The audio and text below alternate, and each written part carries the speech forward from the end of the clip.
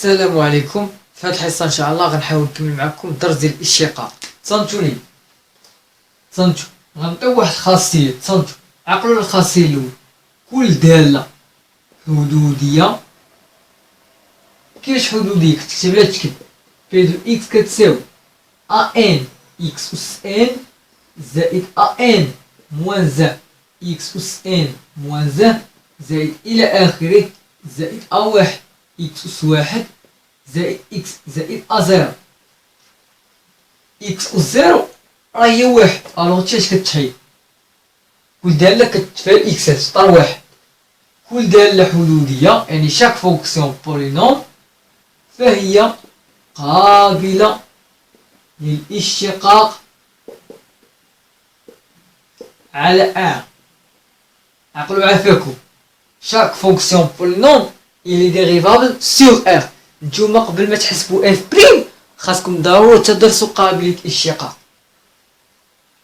الخاصية الثانية، كل دالة جذرية.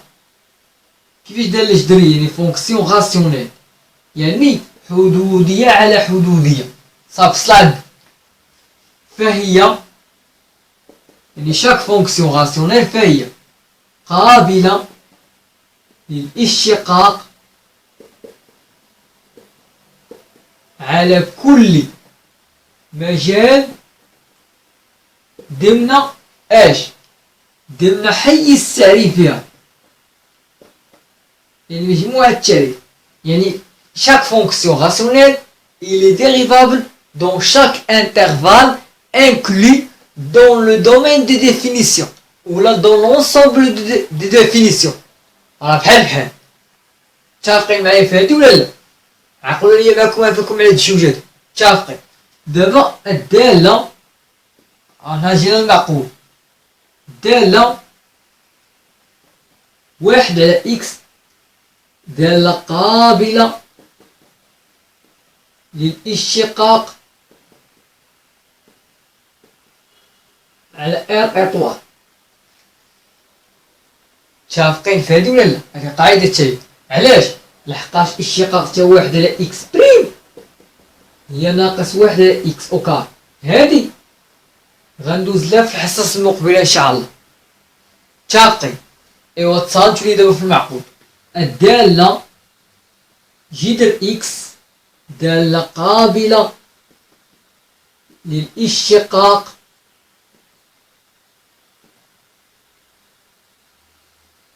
علاش؟ على المجال صفر مفتوح بليس لافين. علاش درت صفر مفتوح؟ لحقاش اشتقاق تاع جذر اكس هو واحد على جوج جذر اكس ومنه الزيرو عمره ما غيكون في المقام. هادي اول حاجه. وثاني حاجه، ملي غدرس نتا قابلية الاشتقاق على يمين الصفر تاع الدالة غتلقاها غير قابلة للاشتقاق. اول حاجه لان الاشتقاق تاع جذر اكس هو واحد على جوج جذر اكس ومنه الا عوضتي اكس بصفر اش خاصك؟ واحد على جوج جذر صفر. واش عمرك شي في المقام كيكون صفر؟ لا. هادشي حلينا. متفقين؟ دابا نمشيو للشرط الاخر. دابا متى كتكون الدالة جذر اف قابلة للاشتقاق؟ هاد تصنتو غنديرو اذا كانت متفقين اف دالة قابلة للاشتقاق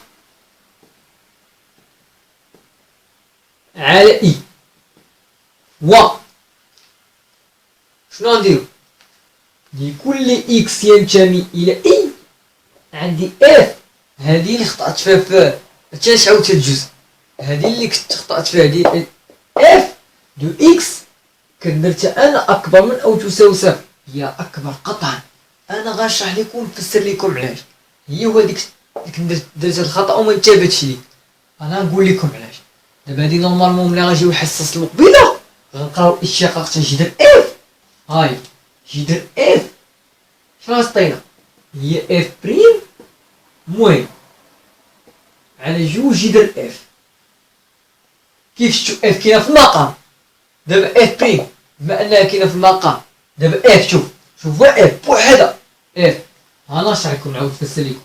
جذر اف دو اكس بريم راه كتساوي اف دو اكس بريم على جوج جذر اف دو اكس. هانتوما دابا الجذر مربع عندك في المقام اف ياك. اف كي خصها تكون موجبة. علاش؟ لحقاش عندك في الجذر اول حاجة عندك في الجذر. وعلاش قطعا؟ لحقاش عندك في المقام ميمكنش المقام يكون يساوي صفر. عقلوا عافاكم على القضية. يعني بهاد المفهوم هادي خاص اف تكون موجبة قطعا ستريكتومون بوزيتيف سيغ اي. موجبة قطعا على اي.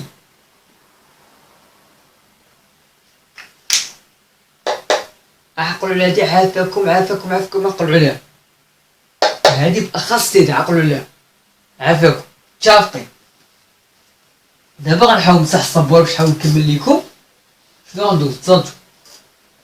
غندير الدالة تيني كوس اكس و سينس اكس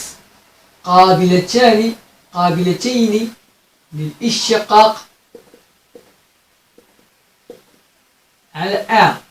دابا الدالة الاخرى الدالة طونجونت اكس قابلة للاشتقاق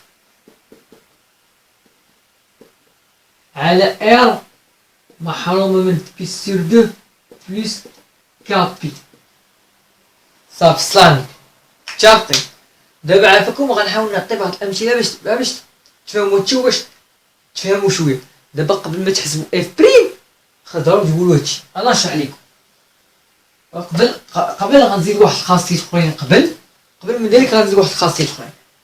دابا مثلا قالك لتكن اف و جي دالتين قابلتين للاشتقاق على اي. اف و جي ركزوا معايا. غنديرو الدوال التالية اف زائد جي و اف موان جي يعني مجموع والفرق و اف فوا جي وجداء و ك فوا اف حيث ك عدد حقيقي دوال قابلة للاشتقاق على i. أنا نشرح لكم. Soit f et g deux fonctions dérivables sur i. Les fonctions f plus g, et f moins g, et f fois g, et k f des fonctions dérivables sur i. هنا كتقول كمجموع دالتين قابلتين للاشتقاق على i فإن f plus g دالة قابلة للاشتقاق على i. يعني comme somme de deux fonctions dérivables sur i, on déduit que la fonction f plus g dérivable sur i. هنا كفرق دالتين قابلتين للاشتقاق على i نستنتج أن f moins g قابل للاشتقاق على i. Comme différence de deux fonctions dérivables sur i, on déduit que f moins g est une fonction dérivable sur i. هذه كجداء دالتين قابلتين للاشتقاق على i نستنتج أن f و g دالة قابلة للاشتقاق على i. Comme produit de deux fonctions dérivables sur i, on déduit que f fois g est une fonction dérivable sur i. ركزوا معايا. عطني دابا الدالة الأخرى f على g غنقولو لتكن ولا غنديرو إذا كانت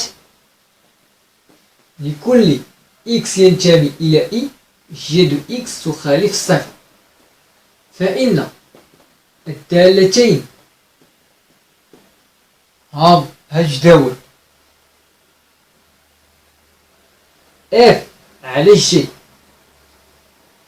هذا تقول كخارج f على g و واحد على g دالتان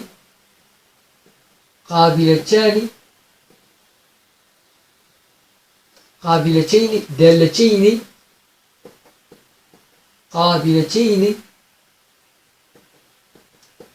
للاشتقاق على i.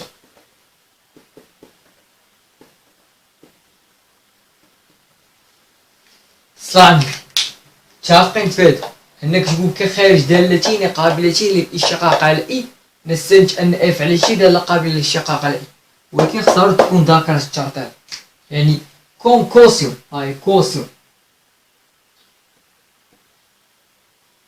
de deux fonctions dérivables sur i on déduit que f sur g est dérivable sur i.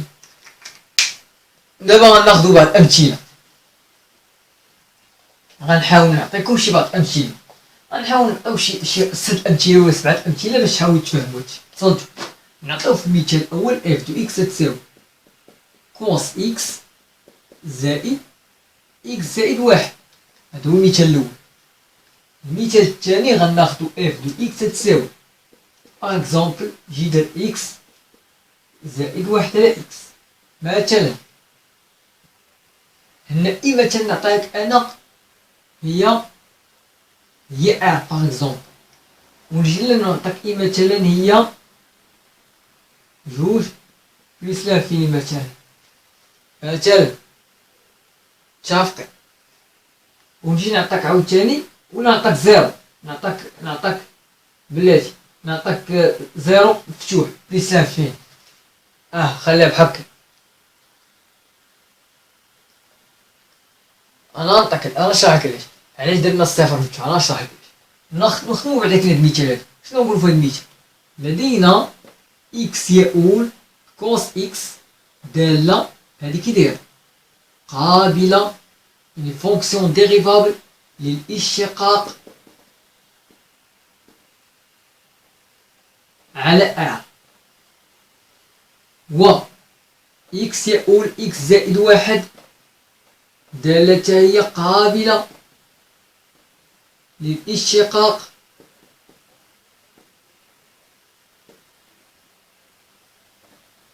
على r فاهمين شوفوا معايا مزيان في هاد الجوج متفقين فيه ياك متفقين غنقولوا هو كمجموع شوف هذه تقدر دير بين قوسين لانها داله حدوديه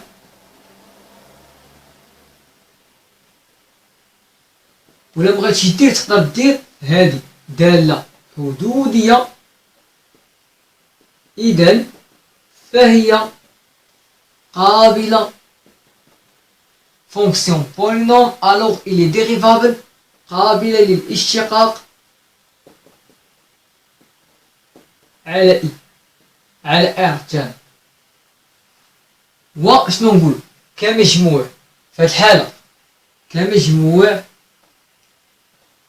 دالتين قابلتين للاشتقاق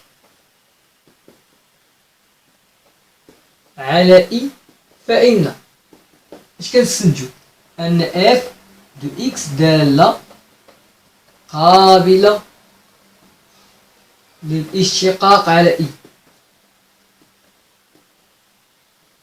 يعني تقول كوم سون بهاكاي كوم سون شنو هي هادي كواش كنطيح تغتقول كفرق يعني كوم ديفيرونس بحال كيف كتكتب واش كان الضرب غتقول كجداء يعني كوم برودوي صافي متفقين غندوزو لهاد المثال هذا شنو نقولو فيه لدينا اكس يؤول واحد على اكس عقلوا قبل ما تحسبوا اف بريم تتقولوا هاد الهضره هذه داله قابله للاشتقاق كيف نحنا دابا على اطوار وبالخصوص على اي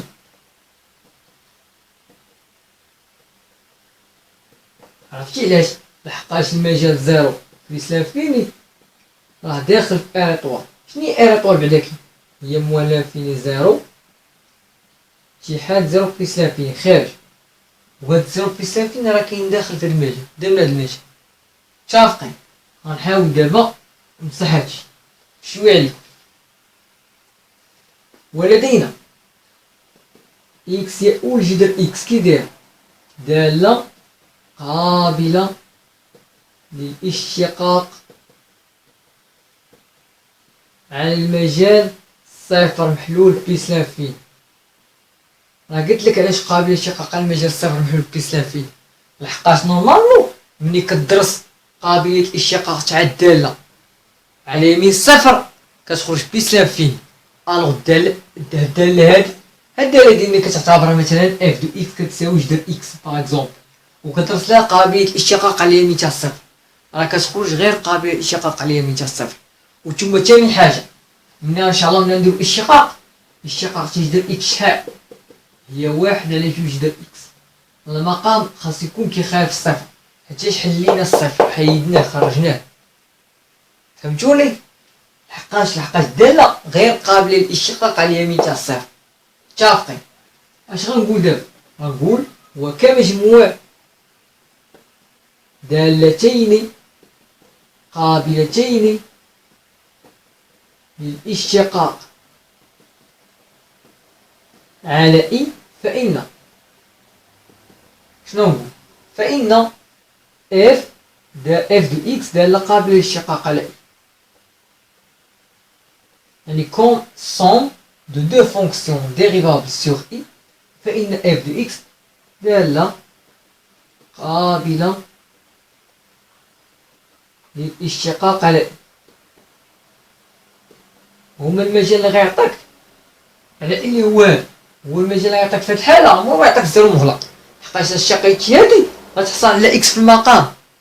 بحال دابا الشقات جذر اكس كي قلنا، هاي الشقات جذر اكس بلاتي هاي هي 1 على 2 جذر اكس، والشقات تاع 1 على اكس هي ناقص 1 على اكس اوكار، وتحصل على اكس في المقام. واش عمرك شي اكس في المقام كيكون كيساوي صفر؟ لا، حيت خاصك دير صفر محلول هنا، وهنا قلنا على ار اطوال، ار اطوال هي ار محرومه من الصفر. فهمتوا هادشي خاصنا نخرجو الصفر. متفقين؟ دابا غندوز لحالة اخرى باغ اكزومبل، غندوز لحالة اخرى مثال، غنعطيو مثال حالة اخرى. هنا كان ضرب غتقول وكجودة، كان الفرق كان الطرح غتقول وكفرق، كانت ناقص ركزوا معايا، كان الضرب غتقول وكجودة يعني كوم برودوي، وكفرق غتقول الا كان ناقص غتقول وكفرق يعني كوم ديفيرونس. ركزوا معايا. دابا غنحاول نعطي مثال اخر. عطيت اف دو اكس باغ اكزومبل كتساوي سينيس اكس زائد 2 اكس زائد 1 على اكس ناقص 1. هادي شنو نقول فيها؟ مثلا قلت لك هادي ادرس قابلية الاشتقاق على المجال اي اللي هو تيساوي، عطيتولك باغ اكزومبل 3 بليس لانفيني. ركزوا معايا في هادي شويه ليكم، ركزوا معايا ركزوا معايا في هادي. دابا هادي شنو غنقول؟ غنقول لدينا إكس يؤول سينيس إكس دالة قابلة للاشتقاق على إي على ار وبالخصوص على إي. متفقين؟ و إكس يؤول 2 إكس زائد 1 على إكس ناقص 1 دالة قابلة للاشتقاق على، ولكن قبل خصني ندير دالة جذرية، دالة جذرية إذن فهي قابلة للاشتقاق على كل مجال ضمن حيز التعريف. شنو مجال التعريف تاعي؟ ضمن ار محرومة من 1. علاش؟ لحقاش مجموع التعريف تاعي اكس ناقص 1 يخالف الصفر، يعني اكس يخالف 1. صافي. وبالخصوص على اي، بالخصوص هاي هي بارتيكولي.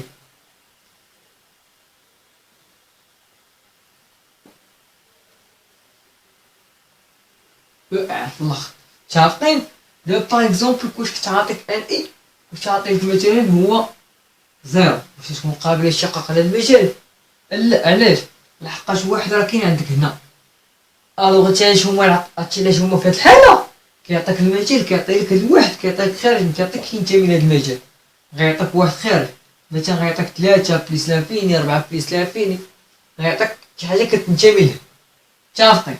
غتقول هذه الطريقة الأولى، كاين اللي غيدير هاد دالة جذري إذا فهي قابل للإشقاق على كل مجال ضمن هاد، ولكن أنا كنفضل أفضل طريقة هي هادي. كاين اللي غيدير طريقة أخرى غنوريها لكم، ولكن أنا كنفضل أفضل طريقة هي هادي. ركزوا معايا، غنحاول نمسح هاد السبورة باش نحاول نوريكم الطريقة اللي غيدير. الطريقة اللي غيقول لدينا إكس يؤول 2 إكس زائد 1، غيعتبر هاد الفوقانية دالة قابلة للاشتقاق، ولا غيقول هذه دالة سمحوا لي حدودية فونكسيون بولينوم، إذا ألوغ فهي قابلة للاشتقاق على R وبالخصوص على I.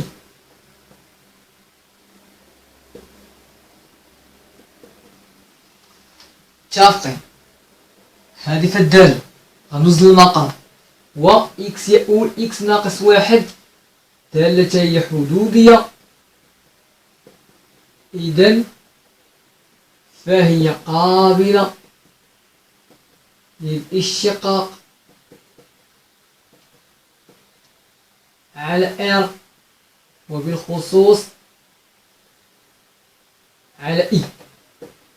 والشرط الآخر هذه يعتبر دالة ودالة، الشرط الآخر بحال قلت غنعتبر اف على جي، نطبق قاعدة اف على جي، خاص يكون بغيت نطبق القاعدة خاص يكون جي دو اكس وخالي صفر، يعني خاص يكون فين هو المقام هنا اكس ناقص 1، يعني خاص يكون اكس ناقص 1 يخالف الصفر. غنقول و لكل اكس ينتمي الى اي عندنا اكس ناقص 1 يخالف صفر، حقاش يشوف اي ما فيهاش واحد. متفقين؟ غنقول إذا كخارج، إذا غندير هادي، إذا جوج إكس زائد 1 على إكس ناقص 1 دالة قابلة للاشتقاق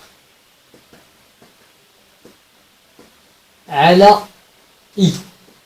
غندير بين قوسين كخارج دالتين قابلتين للاشتقاق على إي. صافي، صلى عندي. متفقين؟ إما هاد الطريقة أولا هاد الطريقة اللي عجباتكم. أنا خصكم نديرو في الآخر كخارج دالتين قابلتين للاشتقاق على إي. صافي، متفقين؟ غنقول خلاصة إذا اف دو إكس اللي هي هادي راه اف دو إكس هاي دالة قابلة للاشتقاق على إي. صلى عندي. متفقين؟ دابا غنحاول نخدم المثال الأخير. صنتو المثال الأخير مثلا عطيتك اف دو إكس تساوي جذر مربع إكس ناقص 1. هادي غايقول فيها خاصها تكون اش قلنا جذر اف فهمتي خاصو يكون قابل للاشتقاق، فهمتي كيكون هذا قابل للاشتقاق إلا كانت اف قابلة للاشتقاق ولكل إكس كينتمي إي عندك اف دو إكس تكون أكبر قطعا من الصفر. حنا غناخدو إي مثلا ناخدو سيدي جوج بليس لافين مثلا بغيت ناخد هذا مثلا، لقاش إلا خديت واحد أنا المهم تنوصلو ليه وغنشرح ليكم. خديت جوج بليس لافين اش تقول دابا الشقاقة هادي شحال اف بريم هي أصدق هي إكس ناقص 1. علاش؟ حقاش القاعدة ديال الاشتقاقات هادي راهي اف بريم على جوج جذر اف. هادي باقي موصلش ليها، لا غنوصلها في الحصص المقبلين. أصدق إكس ناقص 1 بريم على جوج جذر إكس ناقص 1. كيف كتلاحظ إكس ناقص 1 كاين في المقام، ألوغ إلا كان هاد الواحد هنا، إلا كان هاد الواحد داخل بحكا فالكتابة ليس لها معنى. علاش؟ لحقاش 1 ناقص 1 كيساوي صفر، وغيولي عندك صفر في المقام، ومن لكل إكس كينتمي إي اف دو إكس تقدر تكون أكبر أو تساوي صفر، وفي هاد الحالة راه خاطئة، مخصهاش تكون أكبر أو تساوي صفر. متفقين؟ دابا هادشي علاش غنحاول نمسح السبورة، غنحاول نقولو نعتبر المجال جوج. غنقول لدينا إكس يؤول إكس ناقص واحد دالة حدودية، إذن فهي قابلة للاشتقاق على R وبالخصوص على إي. صعب. و لكل إكس كينتمي إي عندي إكس ناقص واحد أكبر قطع من صفر، إذن اف دو إكس دالة قابلة للاشتقاق على إي. صغير. متفقين؟